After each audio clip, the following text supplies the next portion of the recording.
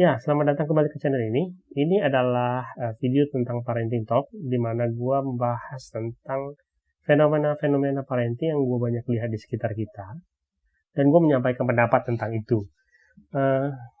Pendapat gue belum tentu benar, tetapi gue hanya berusaha memberikan sudut pandang yang berbeda bagi kita para orang tua. Hari ini gue mau bahas tentang sejauh mana sih orang tua bisa menggunakan ketakutan untuk mengontrol anak-anaknya. Jadi gini guys, kita kan sering lihat ya bagaimana mungkin sudah jamak terjadi lah. Dari zaman dahulu sampai sekarang banyak orang tua yang menggunakan ketakutan untuk mengontrol anaknya. Ketakutan itu ditanamkan oleh para orang tua kepada anaknya, misalnya melalui ancaman atau bisa saja melalui hukuman fisik atau hal-hal lain lah yang sifatnya bisa membuat anak itu menjadi takut kepada orang tuanya. Tandanya apa? Seperti misalnya anak nggak berani berbuat macam-macam, atau anak tidak berani meminta macam-macam, gitu ya. Atau dalam tanda kutip anak tidak berani berekspresi macam-macam.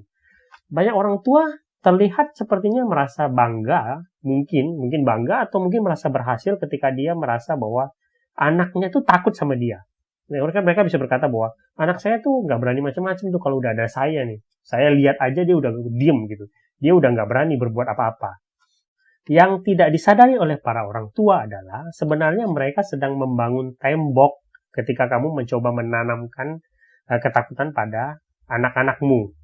Oke, sekarang yang jadi masalah apa sih? Bukankah ketika anak diam tidak berani macam-macam sama orang tuanya, kan bukan itu sebuah kebaikan dari luar.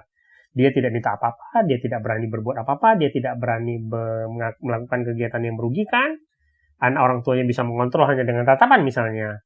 Masalahnya adalah kita tidak tahu di mana batas ketakutan dari anak itu sendiri.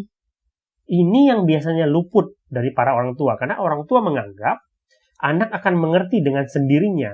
Orang tua menganggap anak itu bisa memandang pola ketakutan anak itu dari sudut pandang orang tua tersendiri. Padahal anak itu sendiri belum tentu memandang dari sudut yang sama. Oke, sekarang kita akan bicarakan dua batas ketakutan yang mungkin saja terjadi pada seorang anak. Yang pertama, bagaimana kalau anak juga tidak pernah meminta apapun yang sebenarnya memang mungkin dia butuhkan.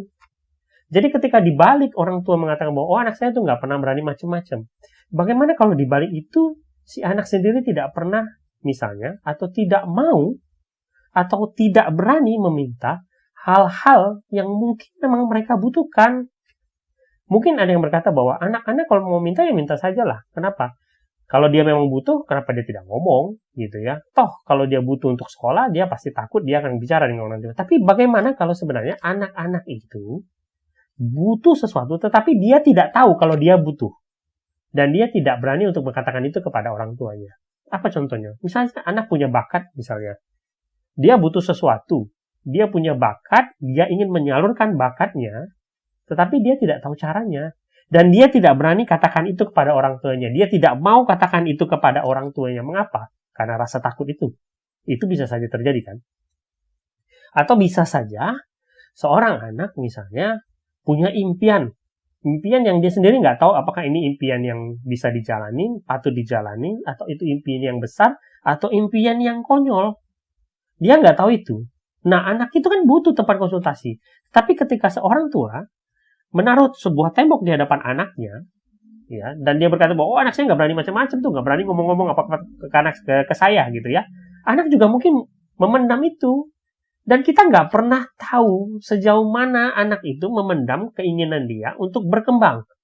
Kita nggak pernah tahu gitu ya, betapa banyak mungkin anak-anak yang mungkin saja bisa menjadi seorang Cristiano Ronaldo atau Lionel Messi misalnya, ketika misalnya dia bisa mengatakan, mencurahkan apa yang dia butuhkan kepada seorang tua.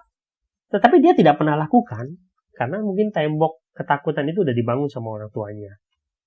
Itu yang pertama ya, itu yang pertama. Oke, sekarang kita tarik lagi ke batas yang kedua, yang menurut saya lebih mengerikan daripada ini. Ketika batas yang pertama mungkin dalam tanda kutip, tidak selalu merugikan anak.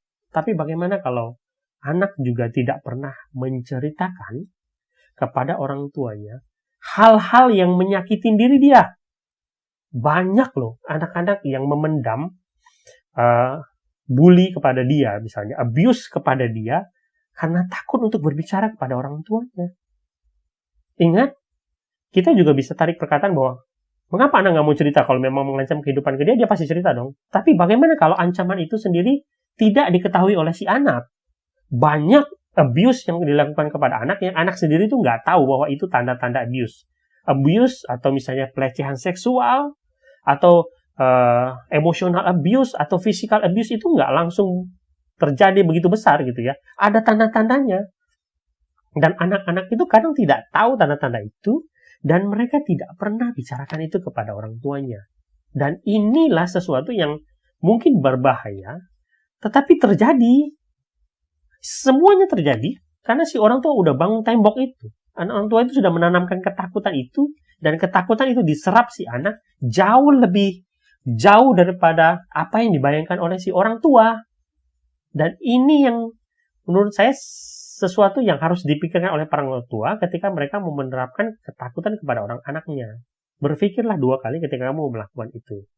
Sebagai penutup, gue mau kasih satu ilustrasi ya guys, gitu ya. Ada 2 anak A dan anak B. Mereka berdua melakukan sebuah kesalahan besar. Si anak A berkata, apa yang harus kita lakukan? Saya nggak mungkin katakan ini kepada orang tua.